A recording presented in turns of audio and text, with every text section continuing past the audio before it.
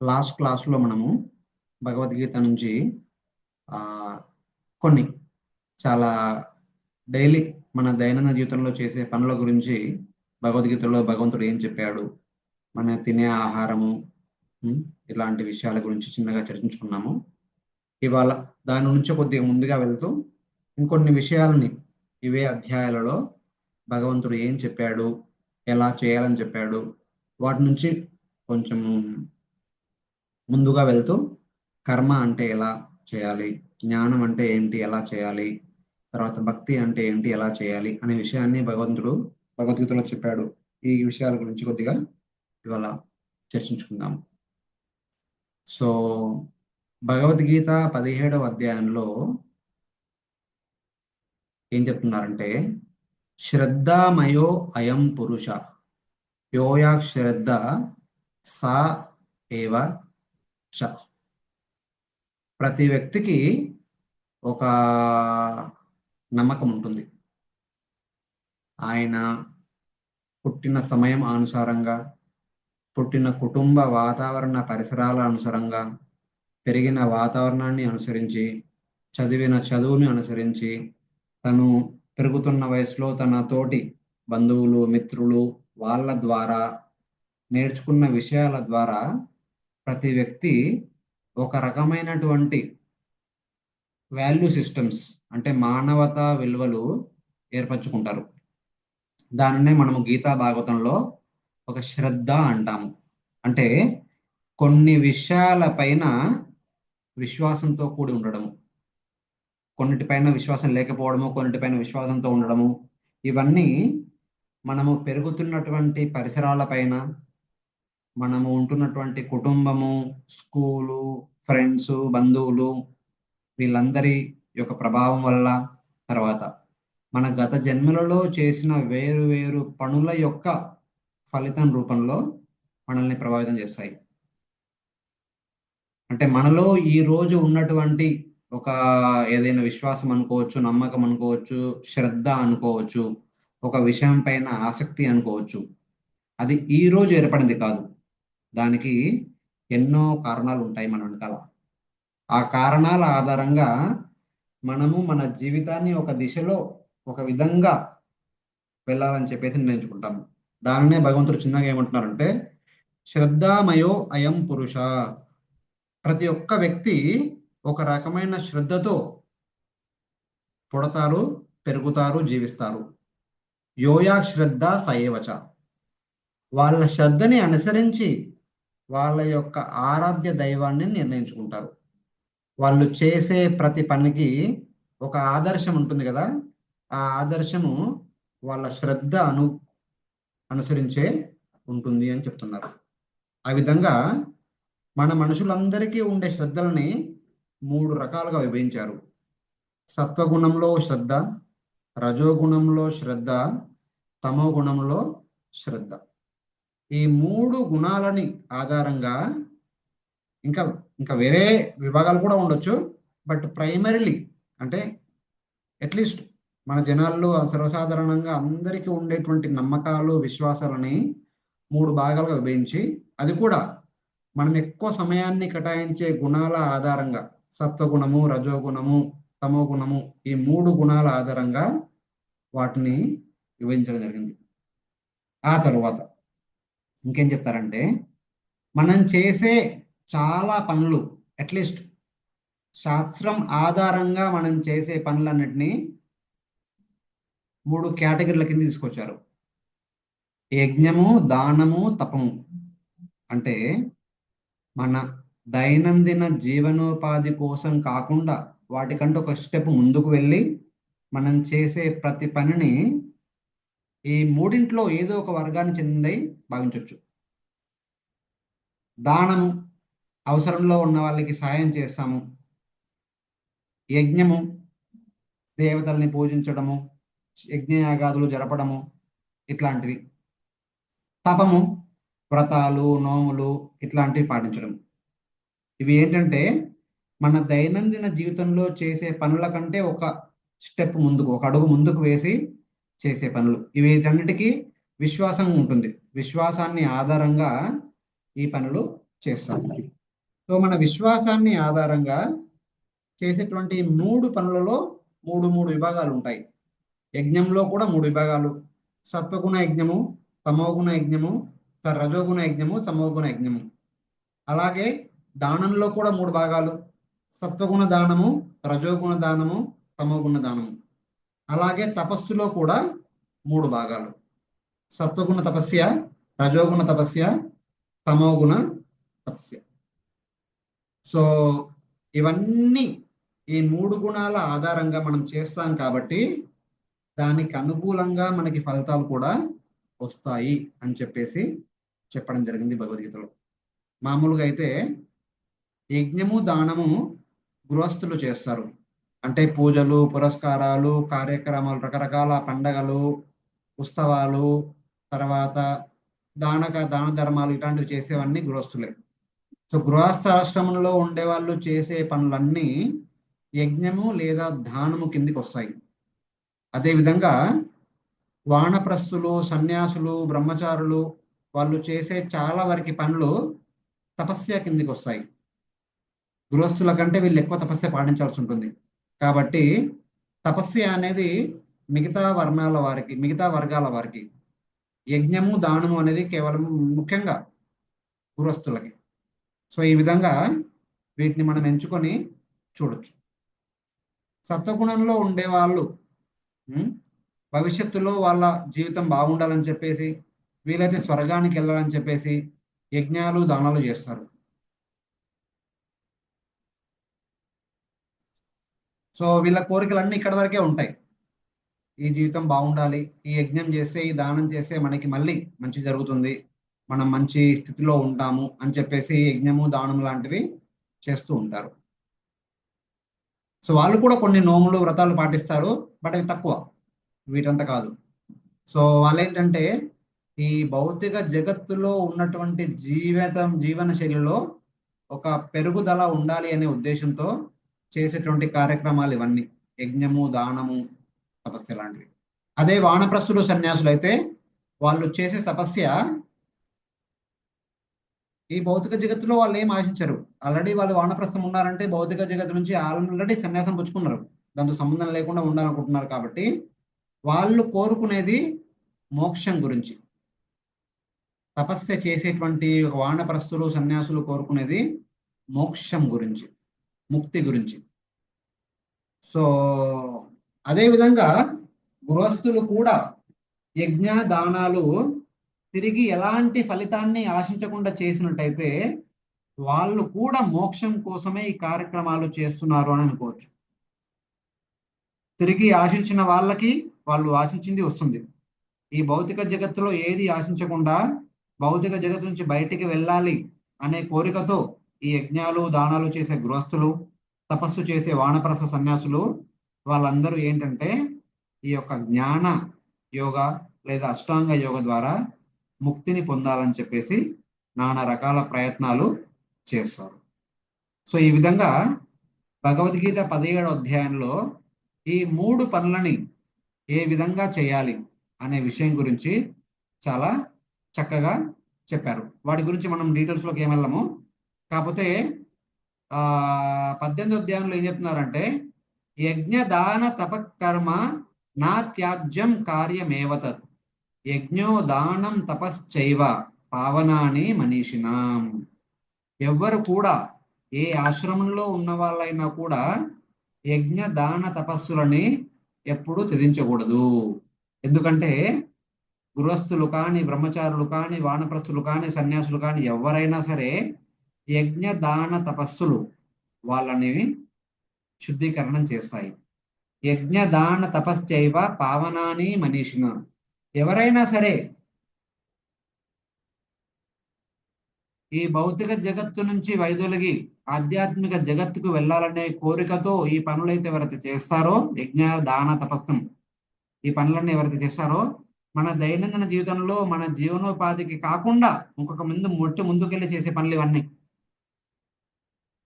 అలా చేసిన వాళ్ళని ఈ కార్యాలు వాళ్ళని నెమ్మదిగా, నిదానంగా భౌతిక జగత్తు పట్ల ఉన్నటువంటి ఆసక్తి నుంచి బయటకు తీసుకొచ్చి వాళ్ళ హృదయంలో ఉన్న మలినాలన్నీ తొలగించి, కామ, క్రోధ, లోభ, మద, మోహ, మాత్సర్యం లాంటి మలినాలను తొలగించి వాళ్ళని శుద్ధీకరణం చేస్తుంది అని చెప్పేసి చెప్తున్నారు. అందుకే ఈ 3 విషయాలని ఎప్పుడు కూడా త్యజించకూడదు అని చెప్తున్నారు. యజ్ఞ దాన తపకర్మ నా త్యాజ్యం కార్యమేవత. యజ్ఞో దానం తపశ్చైవ పావనాని మనీషినా. సో ఈ 3 ఎప్పుడు చేస్తూనే ఉండాలి. అది కూడా ఏదో భౌతిక జగత్తులో ఏదో ఆశించి కాదు, ఏది ఆశించకుండా ఆ వాళ్ళు భగవద్ధామానికి తిరిగి చేరుకోవడానికి ఎలా చేయాలో అలా చేస్తేనే, అలా చేసినట్టయితే, అలా చేసిన వాళ్ళకి తప్పకుండా వాళ్ళు కోరుకున్నది జరుగుతుంది. ఎందుకంటే దాని ఉద్దేశమే అది, జనాల్ని ప్యూరిఫై చేయడము. సో ఇక్కడ 11వ అధ్యాయంలో ఒక ఎగ్జాంపుల్ నేను చదివి వినిపిస్తాను. ఈ యజ్ఞ దాన తపాలు ఈ 3 గుణాలలో వ్యక్తులు ఎలాంటి ఉద్దేశంతో చేస్తారు దాని గురించి ఒక చిన్న ఉదాహరణ. మేబీ లాస్ట్ టైం మనం ఆహారం గురించి విన్నాము, అలాగే ఈసారి యజ్ఞం గురించి విందాము. ఒక నిమిషం. సో యజ్ఞం గురించి ఏమని చెప్తున్నారంటే, అపలాకాంక్షిభిర్ యజ్ఞం విధి దృష్టోయ ఇజ్జతే యస్వయం ఏవేతి మన సమాదాయ సాత్విక. సత్వగుణంలో ఉండేటువంటి వ్యక్తులు యజ్ఞాన్ని ఎందుకు జరుపుతారంటే, శాస్త్రంలో చెప్పారు కాబట్టి వాటిని చేస్తారు. భౌతిక జగత్తులో ఎలాంటి భౌతిక సంపదలు పొందాలనే ఆలోచన లేకుండా శాస్త్రంలో చెప్పారు, ఇది మా యొక్క విద్యుక్త ధర్మము, గృహస్థులము అయినందుకు మేము వీటిని నిర్వహించాలి కాబట్టి వీటిని తప్పకుండా సమయానుకూలంగా వేద పండితుల సన్నిధిలో వేదాలు చెప్పిన విధంగా చేస్తారు.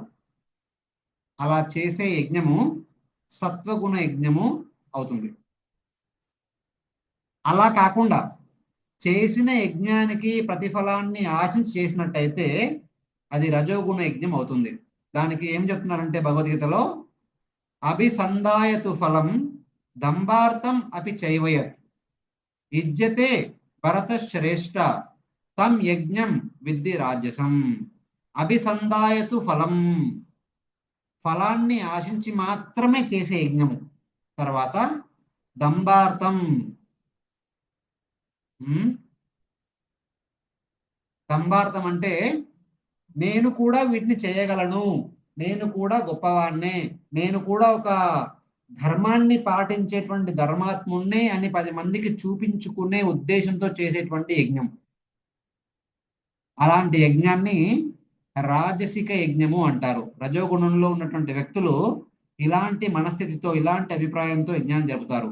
సత్వగుణంలో ఉండే వాళ్ళు కేవలం శాస్త్రంలో చెప్పారు కాబట్టి నేను శాస్త్రం ప్రకారము, శాస్త్రాన్ని పాటించి వేద పండితుల మధ్యలో వాళ్ళు చెప్పిన విధంగా ఎలాంటి ఫలితాన్ని నా సొంత ప్రయోజనాల కోసం వాడకుండా, అంటే సొంతం కోసం ఆశించకుండా చేసే యజ్ఞము సత్వగుణ యజ్ఞము. ఫలితం కోసమో లేదా 10 మందిలో నేను కూడా ఒక ధర్మాత్మున్నే, నేను కూడా ఈ దైవ కార్యాలు అంటే యజ్ఞయాగాదులు చేస్తాను, నా గురించి 10 మంది చెప్పుకోవాలి అనే ఉద్దేశంతో చేసేది రజోగుణ కార్యం. ఈ 2 కాకుండా 3వ రకమైన యజ్ఞం ఏంటంటే అది మరీ భయంకరమైంది.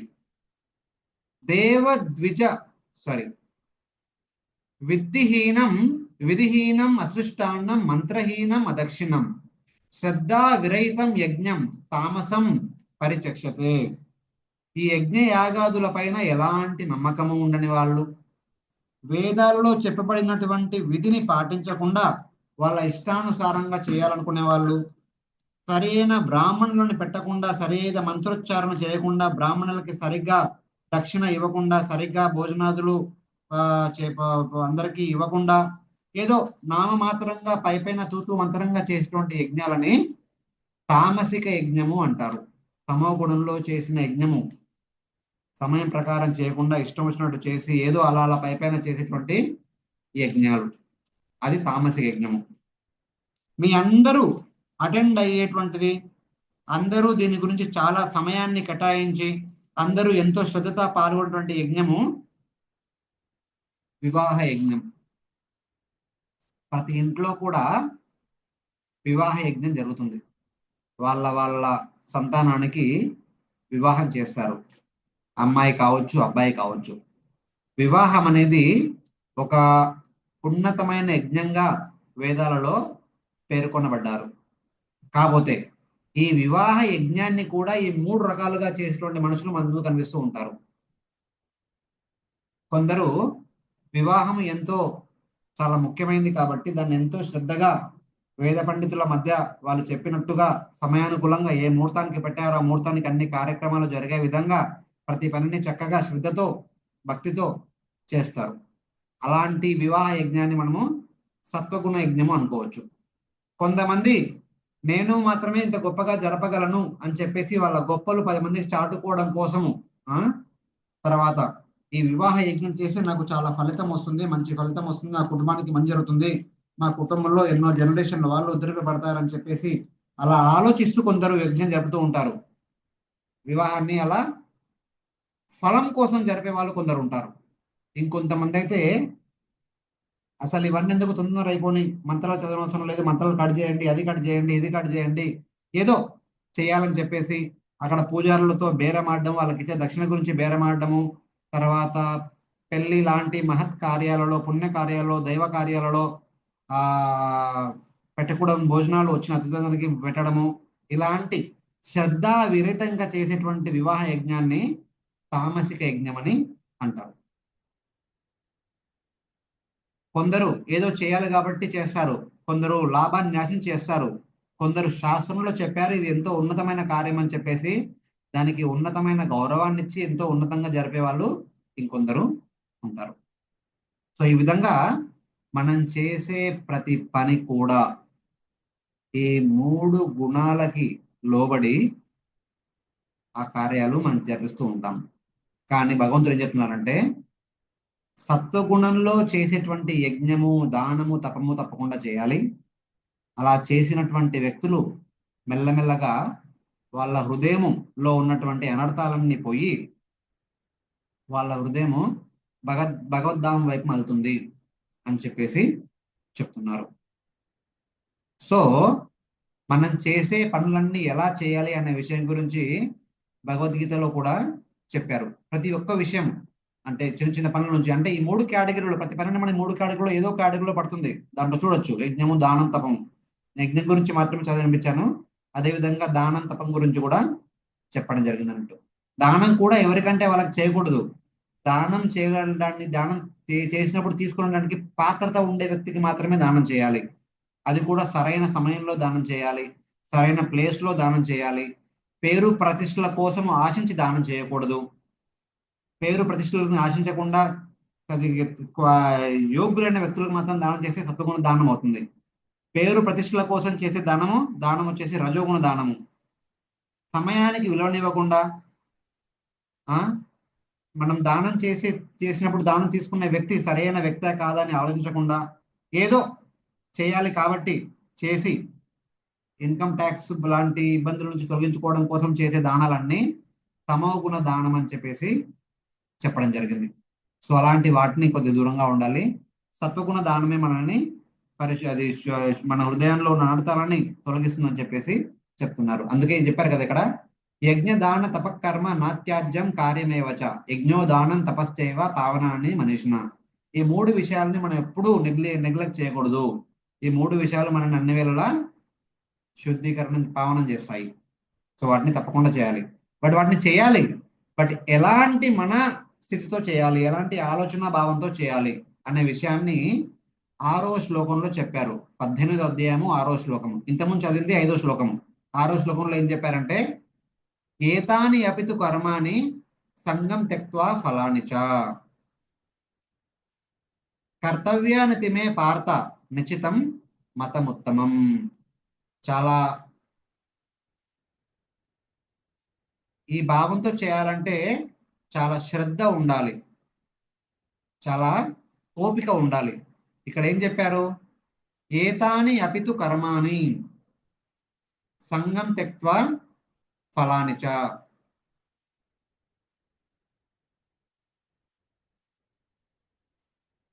మనం చేసే ప్రతి పని సంగం త్యక్త్వా ఫలం త్యక్త్వా అంటే ఈ పనిని నేను చేస్తున్నాను అనే భావన లేకుండా నేను చెయ్యాలి అనే భావనతో చేయాలి. ఎప్పుడైనా సరే మనం పని చేస్తే ఇది నేను చేశాను అది నేను చేశాను అని చెప్పేసి మనం 10 మందికి చెప్తాము. 10 మంది మనం ఆ పని చేశాము అని చెప్పారని చెప్పేసి అనుకుంటాము. కానీ ఎవరైనా సరే ఒక వ్యక్తి భగవద్ధామం వెళ్ళాలనే కోరిక వాళ్ళ హృదయంలో ఉంటే చేసే ప్రతి పనిని ఇది నేనే చేస్తున్నాను నేనే చేశాను అని 10 మంది చెప్పాలి అనే భావనకి దూరంగా ఉండాలి. దానినే సంగం త్యక్త్వా అంటారు. సంగం త్యక్త్వా అంటే ఆ నేను కర్త అనే భావనకి దూరంగా ఉండాలి. ఆ పనిని మనము భగవంతునికి సేవ రూపంలో చేస్తున్నాం కాబట్టి దాన్ని సేవగానే భావించాలి. అంతేకాని ఇది నేను చేశానని చెప్పేసి మనం చెప్పుకోవడం కానీ 10 మంది చెప్పడం కానీ జరగకూడదు. అలా జరగాలని ఆలోచించకూడదు. తర్వాత ఫలం త్యక్త్వా ఫలం పట్ల కూడా ఎలాంటి ఆసక్తి ఉండకూడదు. సో ఫలాన్ని ఆశించకుండా మనం చేసే పనిని భగవంతునికి సేవ రూపేణ చేయాలి. అప్పుడు వెంటనే ఒక ప్రశ్న వస్తుంది, అరే నేను పని చేయాలి, నేను పని చేశాను ఎవరు చెప్పకూడదు, నేను పని చేశాను ఎవరు కూడా చెప్పకూడదు, తర్వాత ఆ పనికి సంబంధించిన ఫలం పట్ల ఏమాత్రం ఆసక్తి కూడా ఉండకూడదు. అప్పుడు నేను పని ఎందుకు చేయాలి?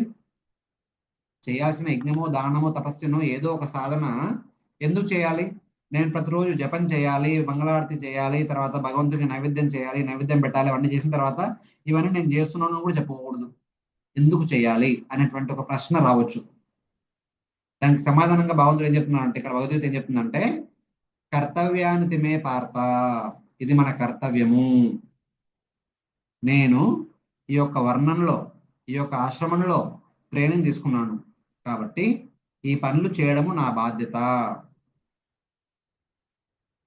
దాన్ని ఒక కర్తవ్యంగా స్వీకరించి ఆ పనిని చేయాలి. అలా చేసేటువంటి ప్రతి పని యజ్ఞం కానీ దానం కానీ తపస్య కానీ కర్మయోగం కానీ జ్ఞానయోగం కానీ భక్తి యోగం కానీ ఒక మనిషిని పావనం చేస్తుంది, మనిషిని భగవద్ధామం వైపు తీసుకెళ్తుంది. నిశ్చితం మతముత్తమం, ఇది నా యొక్క ఫైనల్ ఒపీనియన్ అని చెప్తున్నాడు భగవంతుడు.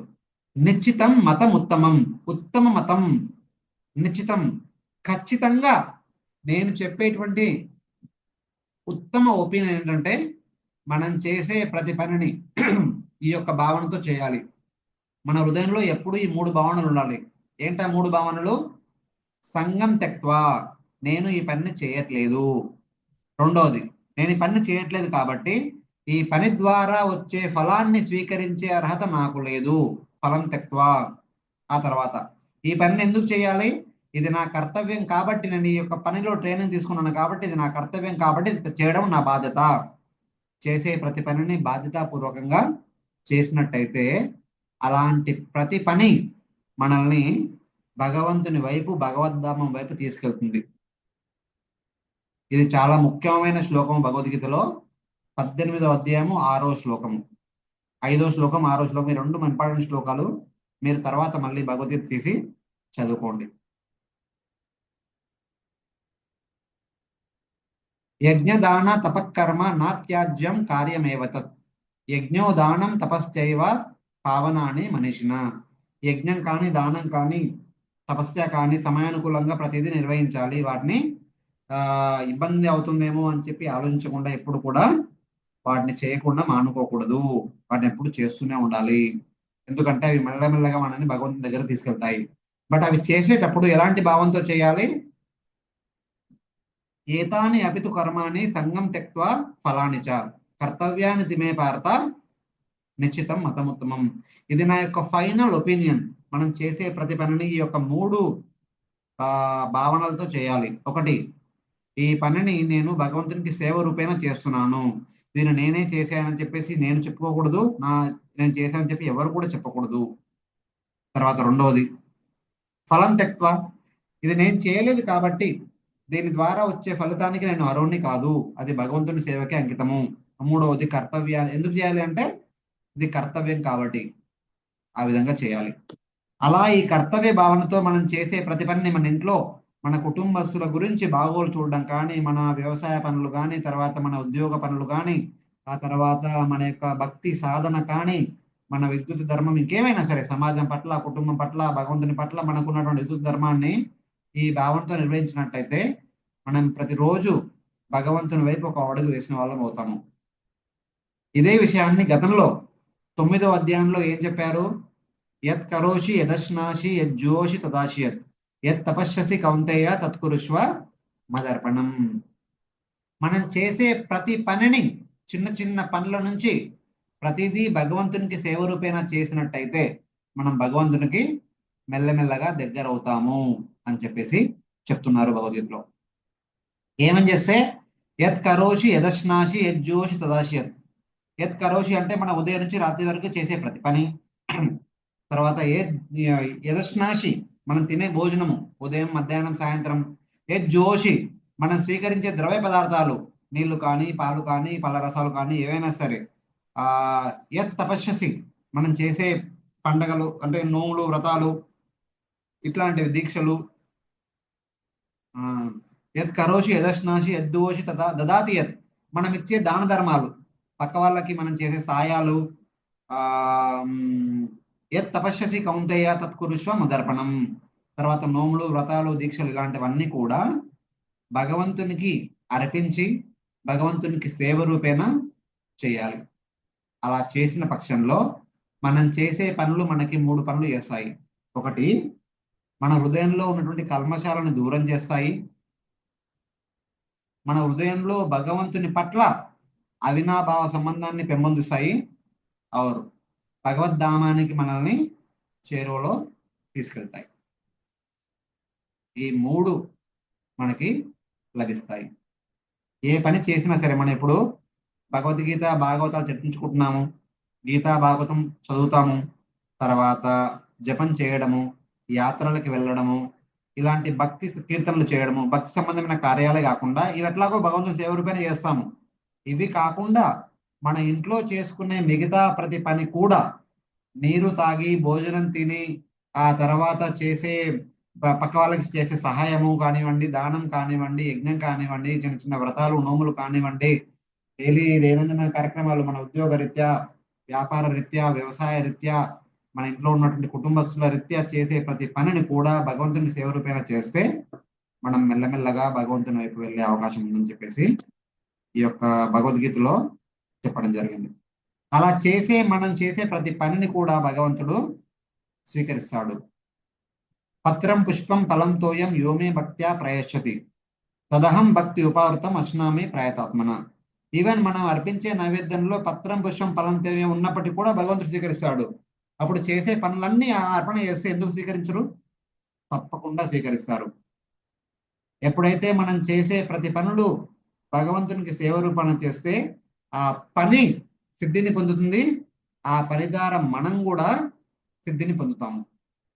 ఇదే విషయాన్ని ఇదే 18వ అధ్యాయంలో 45, 46వ శ్లోకాలలో చెప్పారు. ఒక బ్రాహ్మణుడు కానీ, క్షత్రియుడు కానీ, వైశ్యుడు కానీ, శూద్రుడు కానీ వాళ్ళు చేసే ప్రతి పనిని భగవంతునికి సేవ రూపేణ చేసినట్టయితే వాళ్ళు చేసే ప్రతి పనిలో వాళ్ళు సఫలీకృతులు అవుతారు అని చెప్పేసి చెప్పడం జరిగింది. సో ఇక్కడ 45, 46వ శ్లోకాల్లో ఏం చెప్తున్నారంటే, స్వే స్వే కర్మాణి అవిరత సంసిద్ధిం లభతే నర స్వకర్మ నిరతా సిద్ధిం యదా విందతి శష్ట్రును. ప్రతి వ్యక్తి వాళ్ళు పుట్టిన కుటుంబంలో వాళ్ళు తీసుకున్న శిక్షణ ప్రకారము, బ్రాహ్మణ, క్షత్రియ, వైశ్య, శూద్ర పురాణ కాలం ప్రకారం ఈ రోజులో మనం పొందేటువంటి శిక్షణ వేరు ఉద్యోగ రీత్యా వేరు శిక్షణలు పొందుతూ ఉంటాం కదా. ఈ పనులన్నీ కూడా మనకి సంసిద్ధిని ఎలా చేకూరుస్తాయి, ఈ విషయం గురించి చెప్తాను విను అని చెప్పేసి చెప్తున్నారు 45వ శ్లోకంలో. 46వ శ్లోకంలో ఏం చెప్తున్నారు? యథా ప్రవృత్తిర్భూతాని ఏన సర్వం ఇదం తతం స్వకర్మణ తమభ్యర్చ సిద్ధిం విందతి మానవ. మనుషులందరూ వాళ్ళ వృత్తి రీత్యా, వాళ్ళ వర్ణ, ఆశ్రమ, ధర్మం రీత్యా సంసిద్ధి పొందాలంటే ఒకటే మార్గము. ఎలా? స్వకర్మణ తం అభ్యర్చ. మనం చేసే ప్రతి పని ద్వారా భగవంతుణ్ణి సేవించాలి. అది చిన్న పని అవ్వచ్చు, పెద్ద పని అవ్వచ్చు. నీళ్లు తాగే పని నుంచి పెద్ద పెద్ద యజ్ఞ యాగాదుల వరకు కూడా ప్రతి పనిని కూడా స్వకర్మణ తమభ్యర్చ, మన పనుల ద్వారా భగవంతునికి సేవ చేసినట్టయితే, అంటే భగవంతునికి సేవ రూపేణ ఆ పనులు చేసినట్టయితే సిద్ధిం విందతి మానవ, ప్రతి వ్యక్తి వాళ్ళ వాళ్ళ పనుల్లో సంసిద్ధిని పొందుతారు. అందుకే దయచేసి మీ పనులు మీరు శ్రద్ధగా చేయండి అని చెప్పేసి 47వ శ్లోకంలో చెప్తున్నారు. ఇది చాలా ఫేమస్ శ్లోక, స్కూల్లో అందరూ పిల్లలు వింటారు. శ్రేయాం స్వధర్మో విగుణ పరధర్మ స్వ అనుష్ఠిత, స్వభావ నియతం కర్మ కుర్వన్ నాప్నోతి కిల్బిషం. శ్రేయాన్ స్వధర్మో విగుణ, మన స్వధర్మాన్నే పాటించాలి. దాంట్లో కొన్ని దోషాలు ఉన్నప్పటికీ కూడా మన స్వధర్మం పాటించడమే మనకి శ్రేయస్కరము. పరధర్మ సు అనుష్ఠిత, పరధర్మాన్ని పాటించడము మనకి అంత మంచిది కాదు, అంత శ్రేయస్కరం కాదు. సులువుగా అనిపించినప్పటికీ కూడా పరధర్మాన్ని పాటించడం మనకి శ్రేయస్కరం కాదు. మనం ఏ పనిలో మనకైతే చిన్నప్పటి నుంచి ట్రైనింగ్ ఇచ్చారో, ఏ కుటుంబంలో జన్మించావో ఆ కుటుంబం రీత్యా ఏదో శిక్షణ పొందుతామో దాని ప్రకారమే మనం భగవంతుని సేవించుకుంటే దాంట్లో దోషాలు ఉన్నప్పటికీ కూడా మెల్లమెల్లగా దోషాలను తొలగి మనం చేసే పనిలో మనకి సంసిద్ధి లభిస్తుంది. అరే ఈ పని బాగాలేదు, నేను ఆ పని చేస్తానని చెప్పటి వెళ్తే ఈ పని మన స్వధర్మాన్ని చేయలేదు కాబట్టి ఒక దోషము, పరధర్మాన్ని చేస్తున్నాం కాబట్టి ఇంకొక దోషము, అలా మనకి లాభం కంటే కీడే ఎక్కువ జరుగుతుంది. స్వభావ నియతం కర్మ, అందుకే మన మానసిక స్థితిని మన స్వభావాన్ని బట్టి మన కర్మలు ఎంచుకొని మనం వాటిని ప్రాపర్గా భగవంతుని సేవ రూపేణ చేయాలి. కురువన్ నాప్నోతి కిల్బిషం, అలా చేయని పక్షంలో మనం చేసే ప్రతి పనిని కూడా ఒక పాప పనిగానే పరిగణించబడుతుంది. కిల్బిషం, అలా చేసినట్టయితే మన స్వధర్మాన్ని చేసినట్టయితే మనం చేసే పనిలో తప్పులు ఉన్నప్పుడు కూడా మెల్లమెల్లగా తప్పులన్నీ కూడా నివారించబడి మనం పాపరహితులం అవుతామని చెప్పేసి ఇక్కడ చెప్తున్నారు. అంటే ఇక్కడ భగవద్గీత దృష్టిలో చూసుకుంటే అర్జునుడు ఏం చెప్తున్నాడు, హే కృష్ణ నేను యుద్ధం చేయను, ఈ యుద్ధంలో చాలా మంది పెద్దలని చంపాల్సి వస్తుంది కాబట్టి నేను యుద్ధం చేయను, దానికంటే వాళ్ళని చంపడం కంటే మేలైంది నేను అడవికి వెళ్ళి ఆ భిక్షాటన చేసుకొని బ్రతుకుతాను, అదే నాకు ఉత్తమమైంది అని చెప్పేసి చెప్తున్నాడు. అలా చెప్పిన పక్షంలో దానికి సరైన సమాధానంగా భగవంతుడు ఏం చెప్తున్నా అంటే శ్రేయాన్ స్వధర్మో విరుగుణ పరధర్మ సు అనుష్ఠిత, నీకు అడవికి వెళ్ళి భిక్షాటన చేసుకోవడం ఎంతో మంచిగా అనిపించవచ్చు, బట్ అది నీకు తగదు. నీ చేసే పనిలో లోపాలు ఉన్నప్పటికీ కూడా నువ్వు నీ పెద్దవాళ్ళతో ఎవరి పట్ల గౌరవభావంతో ఉన్నప్పటికీ కూడా వాళ్ళతో యుద్ధం చేయాల్సి వచ్చినప్పటికీ కూడా నీ యొక్క ధర్మాన్ని పాటించడమే నీకు శ్రేయస్కరము. భీష్మ ద్రోణాలతో యుద్ధం చేయడమే నీకు శ్రేయస్కరము, వాళ్ళతో యుద్ధం చేయను అని చెప్పేసి అడవికి వెళ్ళి భిక్షాటన చేసుకోవడము నీకు ఏమాత్రము తగదు, అది నీకు ఎలాంటి మంచి లాభాన్ని చేకూర్చదు అని చెప్పేసి భగవద్గీతలో భగవంతుడు ఈ యొక్క చివరి అధ్యాయాలలో మనం ఎలాంటి పనిని ఎలాంటి గుణంలో ఉంటూ ఎలాంటి ఉద్దేశంతో ఎలాంటి మానసిక స్థితితో ఎలాంటి పరిసరాల మధ్య ఎలాంటి వ్యక్తుల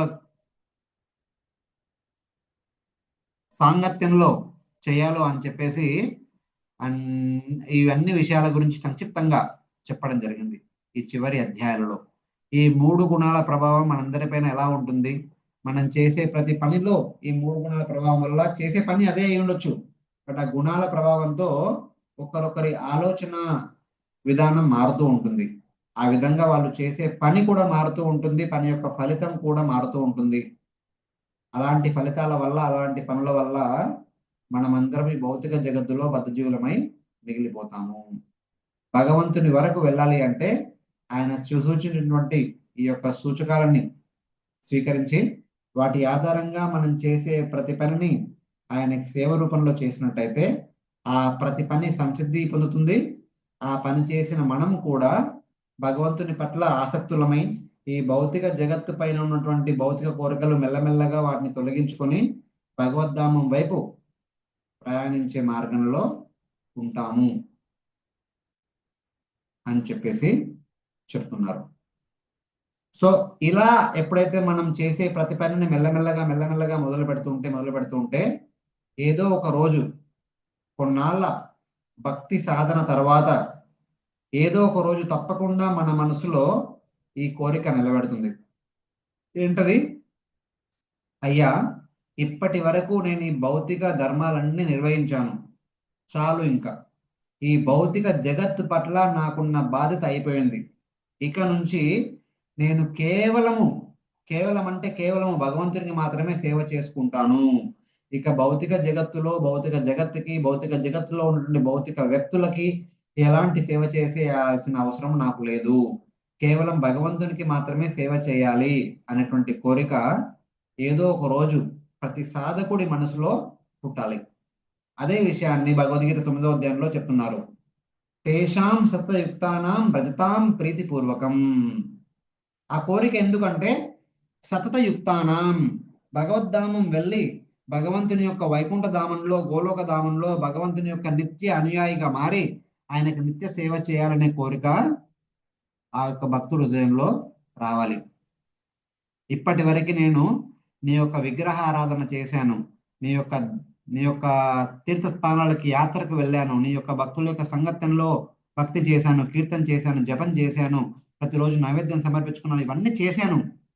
కానీ ఇక నుంచి ఇక్కడ మన చుట్టూ ఉన్న ధామాలు కాకుండా నీ యొక్క గోలోక ధామానికి వచ్చి విగ్రహాలను కాకుండా నిన్నే ప్రత్యక్షంగా సేవించుకోవాలనుకుంటున్నాను అనే కోరిక ఎప్పుడైతే భక్తుని హృదయంలో ఏర్పడుతుందో అప్పుడు నిత్యయుక్తానాం అంటే భగవంతుని యొక్క నిత్యధామంలో ఆయనతో పాటు ఉంటూ ఆయనకి నిత్యం సేవ చేసుకోవాలనే కోరిక.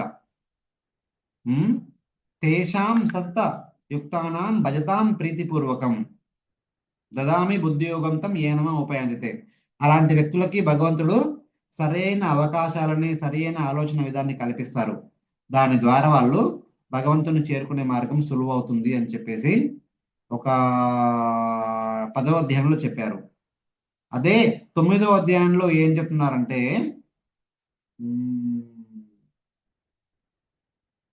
9వ అధ్యాయంలో కూడా ఇదే విషయం గురించి చెప్తారు. అనన్యాస్ చింతయంతో మాం ఏ జనా పర్యుపాసతే తేషాం నిత్యాభియుక్తానాం యోగక్షేమం వహామ్యహం. భగవంతుడు భక్తులందరికీ ఒక ప్రామిస్ చేస్తున్నాడు. ఏంటా ప్రామిస్ అంటే, ఎవరైతే భక్తులు భక్తి చేసి అంటే మనం చెప్పుకున్నటువంటి ఈ భావనతో మెల్లమెల్లగా చేస్తూ ఏదో ఒక రోజు అయితే భగవంతునికి నిత్య సేవ చేయాలనే కోరిక వల్ల పుడుతుందో తేషాం నిత్య అభియుక్తానాం.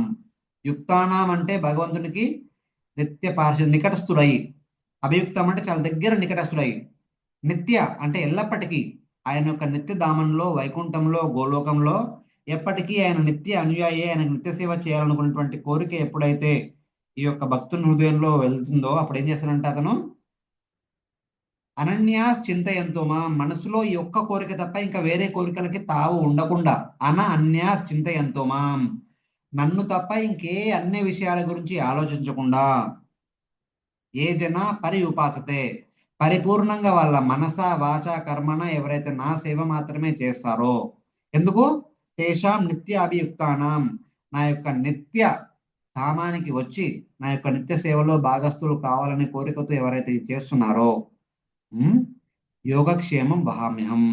దాని అర్థం ఏంటంటే వాళ్ళని నా ధామానికి తీసుకెళ్లే బాధ్యత నాది, వాళ్ళని గోలోక వృందానికి, వైకుంఠానికి తీసుకెళ్లే బాధ్యత నాది. తర్వాత వాళ్ళ కోరిక ప్రకారము వాళ్ళు ఎలాగైతే సేవించాలనుకుంటున్నారో వాళ్ళకి ఆ సేవా భాగ్యాన్ని అనంత కాలానికి ఇచ్చే బాధ్యత కూడా నాదే. అది క్షేమం. యోగం అంటే భౌతిక ఆధ్యాత్మిక జగత్తు తీసుకెళ్లడము, క్షేమం అంటే అక్కడ వాళ్ళకి భగవంతుని యొక్క ప్రత్యక్ష నిత్య సేవ ఇవ్వడం. ఈ యొక్క వాగ్దానాన్ని భగవంతుడు మనందరికీ భగవద్గీత ద్వారా చేస్తున్నాడు. బట్ అక్కడికి చేరుకోవాలంటే మాత్రము మనం భగవంతునికి మన ఇష్టాన్ని మన సేవ ద్వారా వ్యక్తపరచాలి.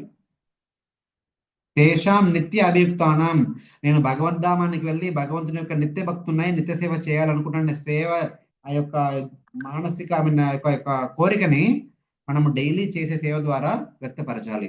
ఏంటది? ఎలా? అనన్య చింతయంతుమ, మన మనస్సులో ఈ యొక్క భావన తప్ప వేరే భావన ఉండకూడదు, వేరే కోరికలు ఉండకూడదు, వేరే భౌతిక వాంఛలు ఉండకూడదు. ఏ జన పర్యుపాసతే, ఆ భగవంతునికి ఆ మనస వాచ కర్మనే పూర్తిగా సేవలో నిమగ్నమై ఉండాలి. అలా చేసిన ఎట్లా వెడల ఆ భగవంతుడు అలాంటి భక్తులని ఆయన ధామానికి తీసుకెళ్లి ఆయన సేవలో వాళ్ళకి అవకాశాన్ని కల్పిస్తారు. ఇదే యొక్క ప్రామిస్ ని భగవద్గీతలో చాలా సార్లు చెప్తారు. మన్మనాభవ మద్భక్తో మధ్యాజి మాం నమస్కురు మామేవ సత్యం తే ఆత్మానం మత్పారాయణ మామ ఏవ ఈశసి సత్యం తే. ఇది సత్యము, ఇది నేను ప్రతిజ్ఞ చేస్తున్నాను. మన్మనాభవ మద్భక్తో మధ్యాజి మాం నమస్కురు మామేవేశతి యుక్త ఇవం ఆత్మానం మత్మన మామే సత్యం తే ప్రతిజానే ప్రియోస్మి మామే వేశతి యుక్త ఇవం ఆత్మానం మత్పరాయణ. ఎవరైతే వాళ్ళ ఆత్మ కంటే ఎక్కువగా భావించి నా సేవ చేస్తారో వాళ్ళని తీసుకెళ్లే బాధ్యత నాది. ఇలా ఎన్నో సార్లు భగవద్గీతలో భగవంతుడు వాగ్దానం చేస్తారు. కాబట్టి ఆయనంతకి ఆయననే భగవద్గీతలో ఎన్నో సార్లు వాగ్దానం చేసి ఎవరికైతే ఈ కోరిక ఉంటే వాళ్ళ కోరిక తీర్చే బాధ్యత నాది, వాళ్ళని భగవద్ధామాన్ని తీసుకెళ్లి వాళ్ళకి భగవత్ సేవలో భాగస్థులుగా చేసేటువంటి బాధ్యత నాది. కాకపోతే ఆ స్థానానికి రావాలి అంటే ఈ రోజు మనం చేసే ప్రతి పనిని భగవంతునికి సేవ రూపేణ చేయాలి. అలా చేస్తూ చేస్తూ చేస్తూ ఏదో ఒక రోజు భగవంతుని సేవ తప్ప ఇంక నేనేమి చేయను అనేటువంటి స్థితికి మనము రావాలి. అది కూడా ఎలా? మన భౌతిక బాధ్యతలను విస్మరించి కాదు, భౌతిక బాధ్యతలను పూర్తి చేసి ఆ తర్వాత కేవలం భగవత్ సేవనే చేయాలనుకునే భావనకి ఏదో ఒక రోజు రావాలి. ఇది భగవద్గీత యొక్క ముఖ్య సారాంశము. భగవద్గీతలో చెప్పబడినటువంటి మిగతా విషయాలన్నీ కూడా మనల్ని ఈ పాయింట్కి తీసుకురావడం కోసమే. అందుకే అంటాం కదా, చనిపోయేటప్పుడు ఎవరైతే భగవన్ నామాన్ని స్మరిస్తారో, భగవంతుని యొక్క నామరూపకులను స్మరిస్తారో వాళ్ళు భగవద్ధామానికి వెళ్తారు అంటే అంతకాలేచ మామేవ స్మరణముక్త్వ కలేవరం యా పరిసమద్భావం నాస్తి అత్ర సంశయ. ఈ విషయంలో ఎలాంటి సందేహం పెట్టుకోవద్దు. ఎవరైతే చనిపోయే టైంలో నా సేవ మాత్రమే చేయాలి, నాతో మాత్రమే ఉండాలి అనే కోరికతో ఈ దేహాన్ని వదులుతారో అలాంటి వ్యక్తులు తప్పకుండా నా యొక్క నిత్యధామానికి వచ్చి నా యొక్క నిత్య సేవలో భాగస్థులు అవుతారు. ఈ విషయంలో ఎలాంటి సంశయము వద్దు. కాకపోతే మన మృత్యు సమయంలో కనుక అలాంటి భావన మనలో ఉండాలంటే ఇప్పటి నుంచే మెల్లమెల్లగా మన హృదయంలో అలాంటి భావనని పాటించాలి. ఎంఎం భావం ఎంఎం భావం ఎంఎం వాపి తజత్. సో ఆ తర్వాత 8వ అధ్యాయంలో 5వ శ్లోకమేమో అంతకాలేచ మామేవ స్మరణముక్త్వ కలేవరం యా పరిసమద్భావం యాతి అత్ర నా సంశయ. ఇది 5వ శ్లోకము. 6వ శ్లోకంలో ఏం చెప్తున్నారంటే ఎంఎం వాపి స్మరణ్ భావం తజతి అంతే కలేవరం తం తం ఏవైతి కౌంతేయ సదా తద్భావ భావిత. ఈ యొక్క భావనని మనం ప్రతిరోజు మన మనసులో నెమరు వేసుకుంటూ ఉండాలి. మెల్లమెల్లగా మెల్లమెల్లగా నెమరు వేసుకుంటూ ఉంటే అదే భావన మన మనస్సులో మనం చనిపోయే టైంలో కూడా వస్తుంది. అలాంటి భావనతో ఎవరైతే చనిపోతారో వాళ్ళు తప్పకుండా భగవద్ధామానికి వెళ్ళి వాళ్ళు భగవత్ సేవలో భాగస్థులు అయ్యేటువంటి బాధ్యతని ఆ భగవంతుడు స్వయంగా తీసుకుంటారు అని చెప్పేసి చెప్పడం జరిగింది. సో ఈ విధంగా భగవద్గీతలో ఎన్నో విషయాలు చెప్పినప్పటికీ కూడా ఇవాళ జస్ట్ కొన్ని విషయాలను బ్రీఫ్ గా టచ్ చేయడం జరిగింది. మనం చేసే ప్రతి పనిని 3 భాగాలుగా విభజించడం జరిగింది. 3 గుణాల ఆధారంగా 3 భాగాలుగా విభజించడం జరిగింది. సత్వగుణ కార్యము, రజోగుణ కార్యము, తమగుణ కార్యం అని చెప్పేసి. బట్ అది కాకుండా మన దైనందిన జీవనోపాధితో పాటు ఒక అడుగు ముందుకేసి చేసే మిగతా పనులని యజ్ఞము, దానము, తపనలో భాగంగా పరిగణించి ఈ యజ్ఞ దాన తపస్సులని సత్వగుణంలో ఆచరించి అది కూడా భగవంతునికి సేవ రూపేణ చేసినట్టయితే మెల్లమెల్లగా భౌతిక వాంఛలు తొలగిపోయి భగవత్ సేవ పట్ల మన వాంఛ పెరిగి భగవత్ కైంకర్యం కోసము మన జీవితాన్ని అంకితం చేసేటువంటి స్థితికి మనం వచ్చే అవకాశం ఉంది. అక్కడికి రావడమే మన జీవితం యొక్క లక్ష్యము.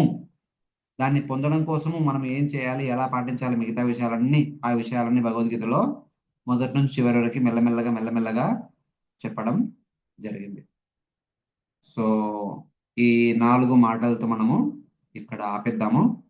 సో ఎవరికైనా ఏమైనా ప్రశ్నలు ఉంటే మీరు తప్పకుండా చెప్పండి. ఈ యజ్ఞ దాన తపాల గురించి, తపస్సుల గురించి మీరు కూడా ఎన్నో ఆచరిస్తూ ఉంటారు. మీరు అలా ఆచరించుతున్నప్పుడు మీరు ఏ భావనతో ఆచరిస్తున్నారు, అవతల వాళ్ళు ఏమనుకుంటున్నారు అనుకోకుండా దయచేసి కొందరు ఎలాంటి భావనతో వీటిని చేస్తూ ఇంతకుముందు చేస్తూ ఉండేవాళ్ళు ఇప్పటి నుంచి చేయాలనుకుంటున్నారు అది కూడా చెప్పండి.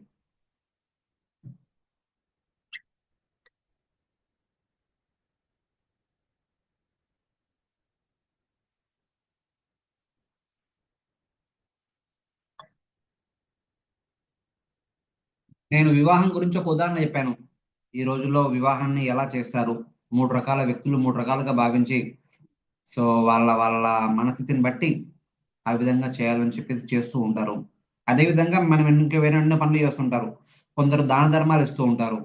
దాన ధర్మాలు ఇచ్చిన తర్వాత దేవాలయాల కట్టడం కోసం ఇస్తూ ఉంటారు. వాళ్ళు చెప్తారు, మా పేరు మంచిగా ఒక పలక పైన మంచిగా పెట్టాలి, తరతరాలు గుర్తుపెట్టుకోవాలి. మన చుట్టుపక్కల ఉండే పుణ్యక్షేత్రాలలో కొందరు సత్రాలు కట్టడం కోసం దానాలు ఇస్తారు. అది గెస్ట్ హౌస్ కట్టడం కోసం దానం ఇస్తారు. వాటిలో ఫ్యాన్ల కోసం, అల్మర్ల కోసము, టేబుల్ల కోసం, చైర్ల కోసం దానం ఇచ్చేసి వాటిపైన పేర్లు రాపిస్తారు. ఇది వీళ్ళు దానకర్తలు, వీళ్ళు వీళ్ళు వీళ్ళు అని చెప్పేసి. ఎందుకంటే వాళ్ళ పేర్లు 10 మంది చూడాలి, 10 మంది వినాలి, 10 మంది చెప్పుకోవాలి అని చెప్పేసి. కొందరు గుప్త దానం చేస్తారు. ఎవరు దానం చేశారో ఎవరికి తెలియదు. ఆ పరమాత్మకు తప్ప వాళ్ళు దానం చేసిన విషయం ఎవరికీ తెలియదు. సో అట్లా దానము కానీ, యజ్ఞం కానీ, తపస్సు కానీ ఇలా చేసేవాళ్ళు వాళ్ళ వాళ్ళ యొక్క 3 గుణాలలో ఏ గుణం ప్రభావితంలో ఉన్నారో దాన్ని అనుసరించి చేస్తూ ఉంటారు. సో ఎవరికైనా ప్రశ్నలు ఉన్నాయండి?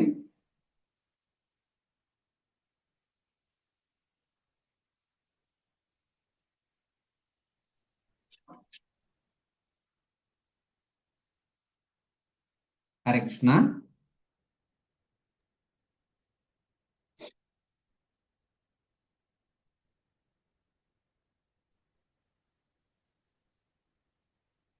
ఓకే, మీ ఇళ్ళల్లో చాలా పండగలు, ఉత్సవాలు, తర్వాత వ్రతాలు, ఆ, దీక్షలు ఇట్లాంటివి చేస్తూ ఉంటారు. మామూలుగా ఎలాంటి భావనతో చేస్తారు? ఏదైనా మనసులో కోరిక పెట్టుకొని చేస్తారా, లేకపోతే చేయాలి కాబట్టి చేస్తారా, లేకపోతే అందరిలో మేము కూడా ఇవన్నీ చేస్తాము అని చెప్పి చూపించుకోవాలని చేస్తూ ఉంటారా? మీ ఇంట్లో కానీ మీ పరిసరాల్లో కానీ వాళ్ళు ఎలాంటి భావనతో చేస్తూ ఉంటారు? కొన్ని షేర్ చేసుకోండి. అలా చేయడం కరెక్టా కాదా, ఎలా చేస్తే బాగుంటుంది, భగవంతుడు వాటిని ఎలా చేయాలని చెప్తున్నాడు, సో ఈ విషయం అర్థమైన తర్వాత ఎలా చేయాలనుకుంటున్నారు వాటి చేసేవి, వాటి గురించి చెప్పండి. హరే కృష్ణ ప్రభుజీ. హరే కృష్ణ మాతాజీ. ధన్యవాద ప్రణామాలు ప్రభుజీ. ఇంతకు ముందు వ్రతాలు పూజలు అవన్నీ కూడా పండగలప్పుడు పక్క వాళ్ళు ఇంకా ముగ్గేస్తున్నారు, ఇంకా అలంకరించుకుంటున్నారు, మనం కూడా అలంకరించుకోవాలి, ఇంకా ఎక్కువ పిండి వంటలు చేసుకోవాలి, అలాంటి ఉద్దేశం ఉండేది. ఇప్పుడు ఈ కృష్ణ చైతన్యంలోకి వచ్చాక అసలు పండగలు అనే దాన్ని గురించి మర్చిపోయాం ప్రభుజీ. రోజు ఎలా చేస్తామో ప్రతిరోజు ఒకే రకంగా ఉమ్ ఆ హారతి ఇవ్వటం, ప్రసాదం అర్పించడం, అంతేగాని స్పెషల్ అనేది లేదు ప్రభుజీ. ఇప్పుడు కృష్ణాష్టమి అలాంటి టైంలో తప్పితే అప్పుడేమో టెంపుల్కి వెళ్ళిపోతాం ప్రభుజీ. ఇప్పుడు అంటే అప్పుడేమో భగవంతుడు అంటే భయము, చేయకపోతే ఏమన్నా అవుతుందేమో అని ఉండేది. ఇప్పుడేమో ప్రేమతో చేస్తున్నాం ప్రభుజీ ఏది చేసిన. ఇప్పుడు మనం చేసే ఇదే పనిని భగవంతుడు ఏమంటున్నాడంటే, కర్తవ్యాన్ని తిమే పార్త, ఏదో ఆశించి చేయకుండా ఇది నేను చేస్తున్నాను అని చెప్పేసి 10 మంది చెప్పుకోవాలని కాకుండా, లేదా 10 మందికి చేసిన తర్వాత వెళ్ళి చెప్పుకోవడం కాకుండా, దీని ద్వారా వెంటనే ఏదో ఫలితం వస్తుంది, ఫలితం రావాలి, ఏదో కోరికలతో నేను కోరికలు పూర్తి కావాలని చేయకుండా, ఇది నేను ఒక భగవంతుని యొక్క అంశ కాబట్టి, భగవంతుని యొక్క భక్తుని కాబట్టి, భగవంతునికి భక్తి రూపేణ ప్రేమ రూపేణ ఇవన్నీ తప్పకుండా చేయాలనే భావంతో చేస్తాం కాబట్టి, అలా చేసిన ఏ పనైనా సరే మనల్ని భగవంతుని వైపు తీసుకెళ్తుంది. ఏదన్నా ఆశించి చేసినట్టయితే మనం ఆశించింది మాత్రమే మనకి దొరుకుతుంది. మనం భగవంతుని వైపు వెళ్ళము. ఇది ఒక్కటే ఆశిస్తాం ప్రభుజీ, అదేంటంటే అనారోగ్యం వచ్చినా ఏదొచ్చినా గానీ భగవంతుని సేవ చేయలేకుండా ఉండలేకుండా అదే ఆ శక్తిని ఉమ్మని, భగవన్నామాన్ని మర్చిపోకుండా ఉండకూడదనే కోరుకునే ప్రస్తుతం అదే అదే ధ్యాసలో ఉన్నాం ప్రభుజీ. ఇంకా తప్పదండి. ఇప్పుడు మనం శరీరంలో ఉన్నాం కాబట్టి శరీరానికంటే ఒక ధర్మం ఉంటుంది. అది ఆ ధర్మాన్ని వాతావరణ పరిస్థితులు, తర్వాత భోజనాల ఆధారంగా దానికి రావాల్సిన అస్వస్థత వస్తూ ఉంటుంది, పోతూ ఉంటుంది. సో ఆరోగ్యాన్ని జాగ్రత్తగా ఉంచుకోవడం కోసం అన్ని రకాలుగా ప్రయత్నం చేయాలి. అది లేని పక్షంలో దాన్ని బాగుపరచుకోవడం కోసం అన్ని రకాల ప్రయత్నం చేయాలి. బట్ ఆరోగ్యం బాగున్నప్పుడు మాత్రము ఎంత వీలైతే ఎంత భగవంతునికి సేవ చేస్తూనే ఉండాలి.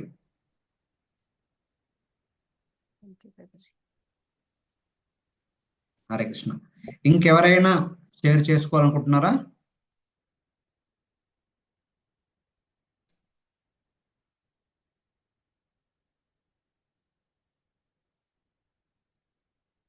హరే కృష్ణ. అందరూ మొహమాటంతో ఉన్నట్టున్నారు, ఎవరు ఏం మాట్లాడలేదు.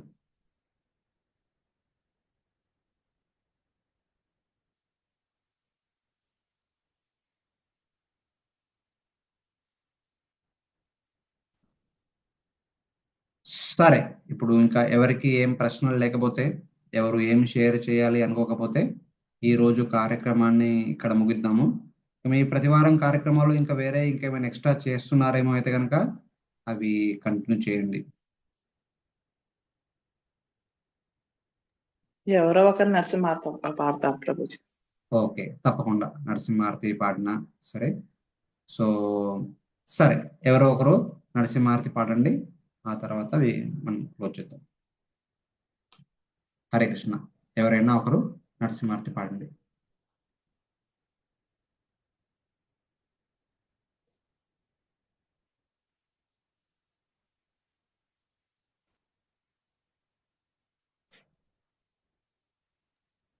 ఎవరో ఒకరు పాడండి మాతాజీ. మాతాజీలు ఎవరో ఒకరు పాడండి.